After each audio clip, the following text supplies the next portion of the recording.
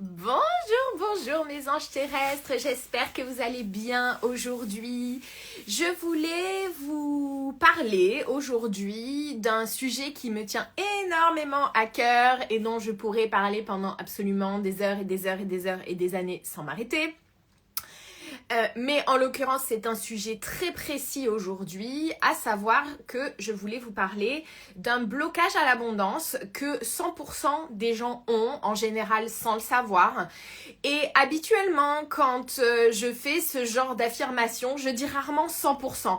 En général, je dis 99% ou 99,99%, histoire d'avoir une marge d'erreur, une marge d'humilité, une marge de je ne connais pas tout le monde dans le monde, donc je ne peux pas affirmer de façon catégorique que tout le monde et 100% des gens l'ont. Mais celui-là, en l'occurrence, je n'ai zéro problème à dire que 100% des gens l'ont parce que c'est tout simplement le cas. Les seules exceptions à ça pourraient être, premièrement, si vous êtes une jeune âme, c'est-à-dire c'est votre première incarnation, vous venez juste de vous incarner pour la première fois, pas votre première incarnation sur Terre, votre première incarnation tout court, vous sortez du divin, de la grande poche d'amour du divin et c'est bim votre première incarnation, sauf que ça c'est très très peu probable. Et même c'est carrément impossible parce que si c'est votre première incarnation, vous n'allez pas choisir de venir sur Terre. Sur Terre, c'est trop high level. Donc clairement, c'est pas possible. Donc c'est forcément pas votre première incarnation, donc vous êtes concerné. La deuxième possibilité qui pourrait faire que vous n'êtes pas concerné par ce blocage à l'abondance, c'est si vous êtes né d'une totale immaculée conception, c'est-à-dire que vous n'avez ni père ni mère, vous êtes arrivé comme ça de façon spontanée. Ce qui, quand même, scientifiquement, est relativement peu probable. Le dernier en date, quand même, avait au moins une mère humaine. Donc, il avait un demi-parent humain. Voilà, et de toute façon, on va pas envier son sort parce qu'il a terminé torturé et cloué sur une croix, donc je ne recommande pas ce chemin de vie. Donc en gros, tout ça pour dire que cette vidéo, quoi que vous ayez fait de votre vie et qui vous soyez d'où vous veniez, elle vous concerne et vous avez ce blocage à l'abondance. Habituellement, c'est une information normalement dont je parle pas forcément sur mes réseaux, c'est quelque chose dont je parle de façon approfondie dans mes espaces payants, mais c'est tellement important et ça concerne tellement tout le monde que je voulais vraiment vous faire ce live pour vous parler de ça. Et ce blocage à l'abondance, en fait, c'est un blocage qui correspond à des situations de servitude que vous avez vécues soit dans une vie antérieure, donc d'origine karmique, soit que un de vos ancêtres a vécu, c'est-à-dire que c'est ce qu'on appelle un blocage transgénérationnel, c'est-à-dire que c'est une transmission qui vous a été effectuée, dont vous avez hérité par vos ancêtres. Si vous êtes une personne qui a été adoptée, en plus, désolé, vous avez des transmissions transgénérationnelles à la fois de la part de vos parents biologiques et de vos parents adoptifs. Vous avez le doublé. Donc vous avez encore plus de probabilité et de présence de ce blocage à l'abondance dans, clairement, votre énergie. Ces blocages à l'abondance liés à des situations de servitude, ça correspond à quoi? Ça correspond à des situations où, soit dans une vie antérieure, soit par transmission d'un de vos ancêtres, qui l'a vécu lui-même et qui donc, ou elle-même, et qui vous l'a transmis, correspond donc à une situation dans laquelle soit vous, soit votre ancêtre, donc pour faire plus simple, je vais dire vous, mais en fait c'est soit vous, soit votre ancêtre, soit vos ancêtres au pluriel, soit vous dans plusieurs vies antérieures, parce que généralement ça ne concerne pas une seule vie antérieure, d'accord? Donc pour simplifier, on va dire vous, mais en réalité vous avez compris, ça inclut tout ça, d'accord? Donc ça correspond à une situation dans laquelle vous avez été privé de liberté, dans laquelle vous avez été sous la coupe, sous la domination de quelqu'un, et dans laquelle vous n'aviez pas de choix possible puisque vous étiez donc sous la domination d'une personne. Ça correspond aussi aux situations où vous avez été celui ou celle qui dominait quelqu'un d'autre, d'accord? Et ça correspond aussi à la situation où vous avez été un tiers qui a observé quelqu'un que vous connaissiez, quelqu'un que vous aimiez, quelqu'un, voilà, ou le voisin, vous le connaissiez pas plus que ça, mais c'était le voisin et il l'a vécu, ou un tiers donc a été lui-même dominé a été en situation de soumission. C'est ça qu'on appelle les situations de servitude. Et en fait, hier soir, j'ai fait un live absolument passionnant dans mon programme d'accompagnement qui s'appelle Expansion Souveraine, dans lequel j'ai des personnes que j'accompagne depuis très très très longtemps, puisque c'est des personnes pour certaines qui me suivent et qui sont accompagnées par moi depuis 3 ans, 4 ans, voire même plus que ça. Puisque ça fait 6 ans que je fais ce type d'accompagnement, j'ai des personnes qui m'ont dit « Waouh, je suis en train de réaliser à quel point ces situations de servitude me concernent » et la personne m'a même dit, pour essayer de retrouver ces mots, « C'est incroyable ce qu'on se traîne dans notre cœur et ce qu'on se traîne dans notre dos ». Et d'ailleurs, on a fait un soin après que j'ai fait toutes ces transmissions et ces explications où elle m'a dit « Waouh, qu'est-ce que j'ai eu mal à la nuque et qu'est-ce que j'ai eu mal aux épaules ?» Parce qu'elle a des choses justement, littéralement, dans son dos, ses épaules, sa nuque, là, sur son... qui lui appuyait dessus en fait. Et c'est ces choses qu'on est allé libérer. Donc concrètement, je ne vais pas pouvoir vous détailler toutes ces situations de servitude parce qu'il y en a un peu plus d'une dizaine dont j'ai parlé hier soir dans ce fameux live dans Expansion Souveraine et que j'aurai pas le temps de toutes vous les développer, mais aussi parce que clairement hier soir dans le live d'Expansion Souveraine, on a à peine gratté la surface des situations les plus courantes, mais en réalité il y en a d'autres. Mais je voulais vous parler déjà des situations donc soit karmiques, soit transgénérationnelles, qui sont les plus fréquentes, et d'ailleurs pour certaines d'entre elles, probablement pour certains d'entre vous que vous les avez aussi vécues dans cette vie-là aujourd'hui, d'accord? Donc soit dans votre enfance, soit à l'âge adulte. Ces situations donc de servitude, ce fameux blocage à l'abondance très très important, ça correspond aux situations dans lesquelles vous avez, donc rappelez-vous, vous, ça renvoie à vous dans vos vies antérieures, vos ancêtres, etc.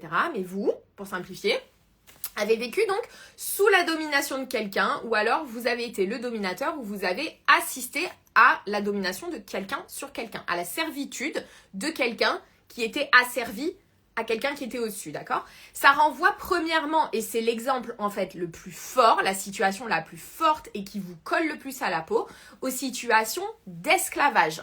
Donc si vous avez vécu une existence ou une situation dans laquelle vous étiez l'esclave de quelqu'un, c'est-à-dire vous étiez sa propriété comme si vous étiez un objet, c'est une situation de servitude extrême puisque vous apparteniez à quelqu'un comme si vous étiez une chose, quoi, un objet, voilà. Vous n'aviez pas de liberté de choix, vous n'aviez pas la possibilité de partir, il y a très peu d'esclaves qui sont affranchis.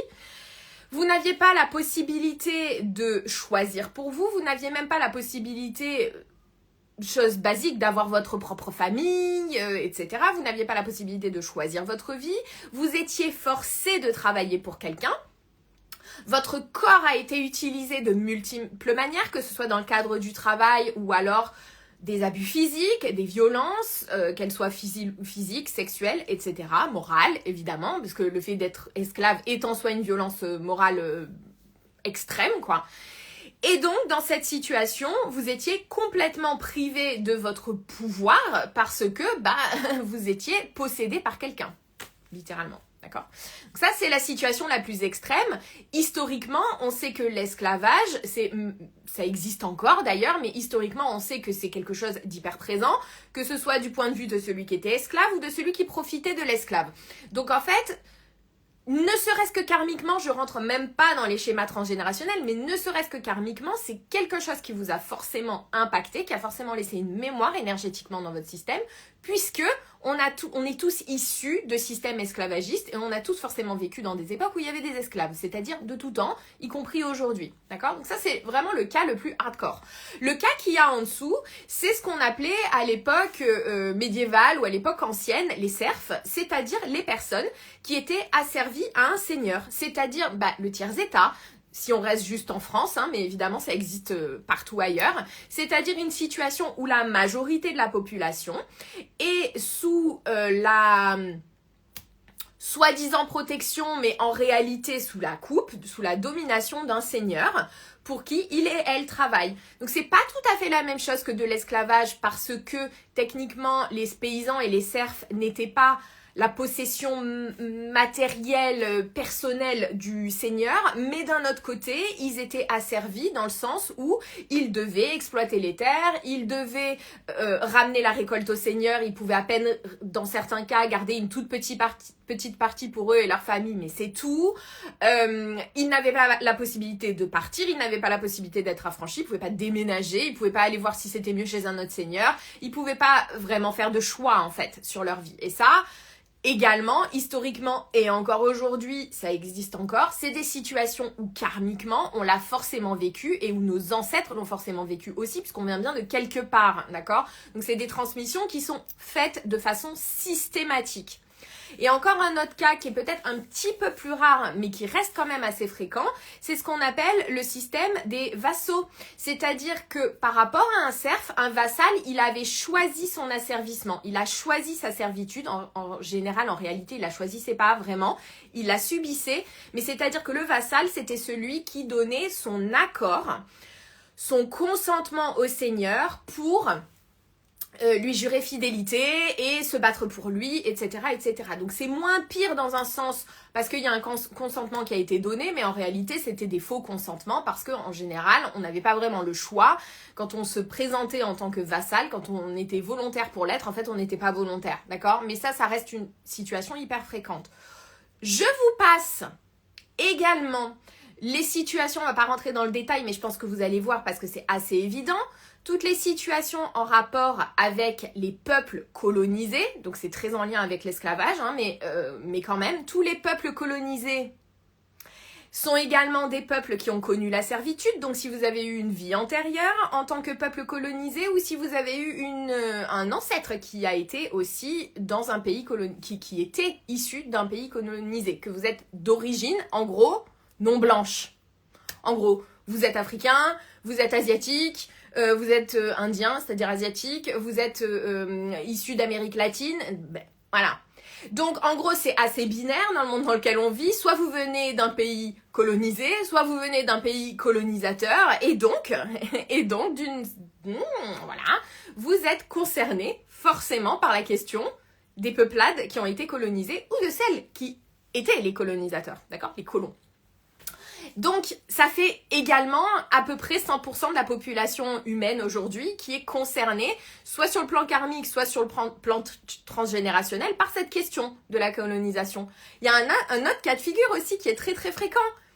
La servitude la plus courante et qu'on voit partout, même aujourd'hui en 2026, parmi les pays riches, parmi les pays occidentaux, etc., c'est la servitude des femmes.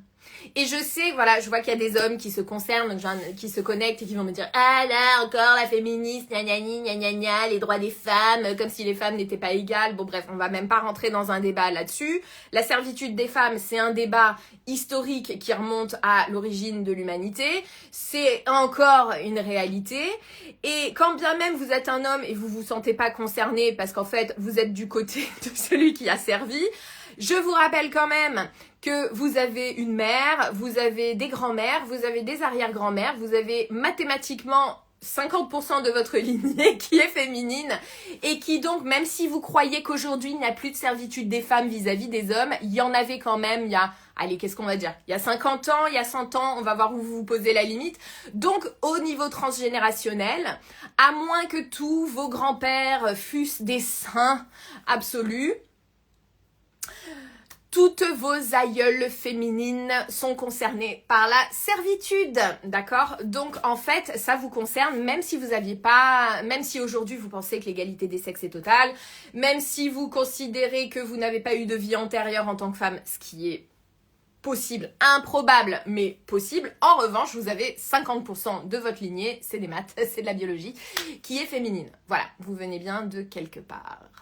Donc en fait, voilà la raison pour laquelle je peux vous affirmer avec une certitude totale que 100% de la population mondiale aujourd'hui est concernée par cette question de servitude, d'autant plus que là, je vous ai même pas donné tous les cas de figure possibles, je vous ai donné les plus fréquents qui concernent 100% de la population mondiale, en fait. Donc, en gros, pourquoi c'est important de prendre conscience de ça?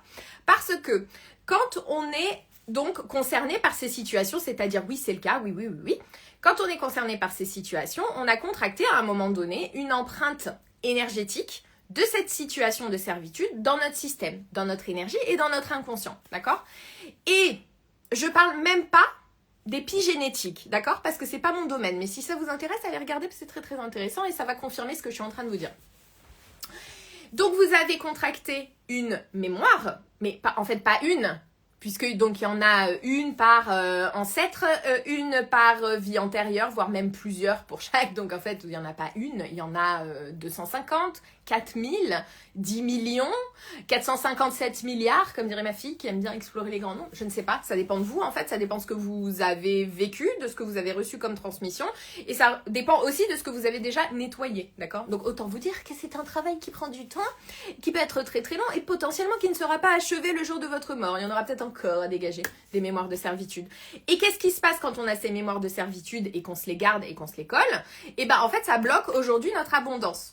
Notre abondance, c'est-à-dire notre succès, nos revenus, l'argent qu'on a, notre confort matériel, mais aussi le soutien qu'on reçoit dans notre vie, le sentiment d'épanouissement de là où on est, parce que c'est une chose de gagner sa vie, mais encore faut-il le faire d'une manière qui est épanouissante, dans laquelle on se sent au bon endroit, aligné, etc., comme on aime bien dire dans le milieu de la spiritualité. C'est-à-dire d'une manière qui nous correspond fondamentalement, d'accord ? Et donc, c'est clairement, ces mémoires de servitude, elles bloquent cette abondance. Donc, elles peuvent être la raison pour laquelle, bah oui, vous avez déjà plutôt bien réussi dans votre vie, mais du coup, bah, vous aimeriez peut-être continuer d'explorer, continuer de grandir, que ce soit professionnellement ou dans votre vie personnelle, continuer de vivre des choses qui vous stimulent, parce que aussi, vous êtes en perpétuelle évolution à l'intérieur, donc en fait, l'alignement, bah, ça s'arrête jamais. À chaque fois que vous découvrez une nouvelle partie de vous à l'intérieur de vous, ça veut dire que cette partie a des nouvelles aspirations, une nouvelle vision, de nouveaux désirs et tout ça. Donc en fait, si vous avez à l'intérieur de vous cette espèce d'élan, l'impression que vous devez explorer autre chose, que vous avez envie de voir autre chose, d'expérimenter autre chose, c'est pas parce que vous êtes un insatisfait perpétuel, c'est parce que vous avez un appel de l'âme qui est fort et c'est normal et c'est très sain et c'est très très bien. Et ces blocages de type mémoire servitude vous empêche d'atteindre ça. Si vous sentez que financièrement vous êtes plafonné, c'est pas que la faute de la crise, c'est aussi parce que vous avez ces blocages intérieurs. C'est la raison pour laquelle, même en temps de crise, il y a des gens qui continuent de grandir, qui continuent de développer leurs revenus et d'autres pas. D'accord ? Ça explique aussi pourquoi, au niveau de vos relations, peut-être, vous vous sentez aussi un peu plafonné. J'ai l'impression que j'attire toujours le même type de personnes. J'ai l'impression qu'il y a toujours un peu les mêmes schémas qui se jouent dans mes relations et j'ai l'impression que j'arrive pas à atteindre des niveaux d'amour plus profonds, plus raffinés, plus nuancés, etc. Tout ça, en fait, c'est lié à ces fameux blocages à l'abondance et notamment avec les mémoires de servitude qui en sont quand même un gros, vous avez compris. Je pense que d'après ce que je vous ai expliqué, bah, vous réalisez à quel point ça vous touche personnellement, d'accord ?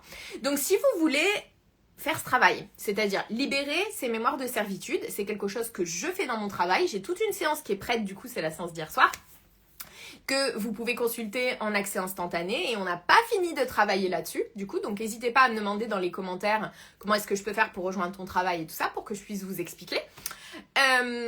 Parce que réellement l'issue de ça, bah, c'est se sentir super magnétique, avoir des opportunités de vie, que ce soit sur le plan financier, matériel ou sur le plan relationnel, le plan du cœur en fait, qui arrivent, qui nous correspondent. C'est trouver ce sentiment d'épanouissement, retrouver ce sentiment de peps et de joie dans notre vie, se sentir bien, se sentir énergique, se sentir pleinement au bon endroit, sentir qu'on a trouvé sa place, sentir qu'il n'y a pas un milliard de questions à se poser, trouver cette paix, ce calme, c'est quand même magique. Et c'est ce que je fais dans mon travail. Donc n'hésitez pas encore une fois à me demander comment vous pouvez me rejoindre. Je vous souhaite une très très belle journée à toutes et tous. Un très très beau week-end également. Prenez soin de vous et je nous aime. À très bientôt.